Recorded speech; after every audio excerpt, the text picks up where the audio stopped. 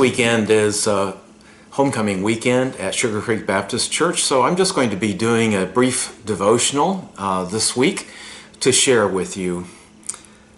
You probably have in mind a place you call home. If I were to ask you the question, where's home for you?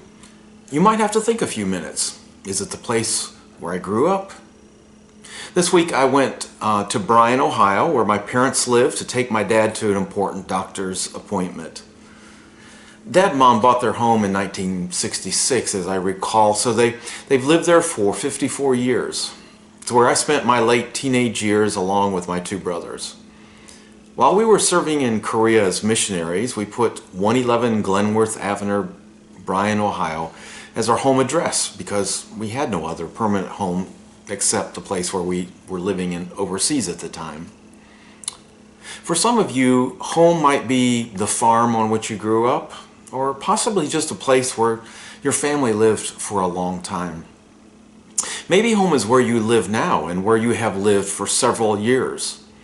If you served in the military and spent most of your time living on military bases, you would probably have a U.S. address that you call home. But if you are a Christian, you may have a different idea of where home is. Let me read 2 Corinthians 5, verses 1 through 10. For we know that if our earthly tent we live in is destroyed, we have a building from God, an eternal dwelling in the heavens not made with hands. Indeed, we groan in this tent, desiring to put on our heavenly dwelling, since when we are clothed, we will not be found naked.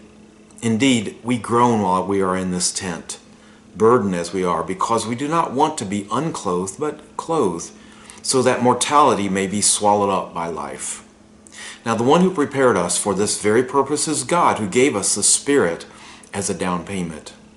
So we are always confident and know that while we are at home in the body, we are away from the Lord.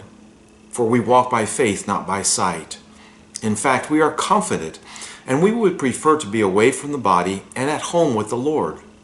Therefore, whether we are at home or away, we make it our aim to be pleasing to Him.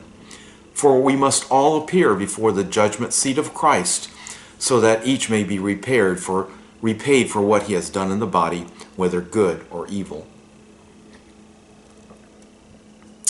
So, if I ask you again, where's home?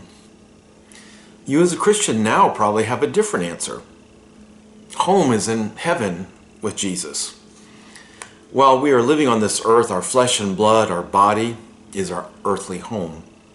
But when on that day when we leave this earth, we will be at home with the Lord in heaven.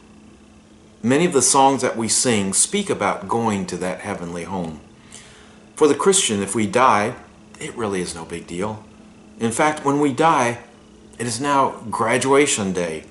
We have graduated from this place to our heavenly home. We also speak of a church home as well. Dorothy Roberts, one of our members, lost her brother, Fred Bates, just a few weeks ago. As she was telling me the plans for his funeral, she told me that even though Fred had been living in Tennessee for several years now, while living in this area, he joined Sugar Creek Baptist Church and still referred to it as his church home, even after going back to Tennessee.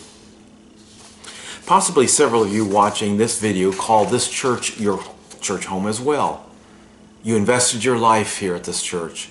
You volunteered for various kinds of ministries through the years, and you were ministered to as well.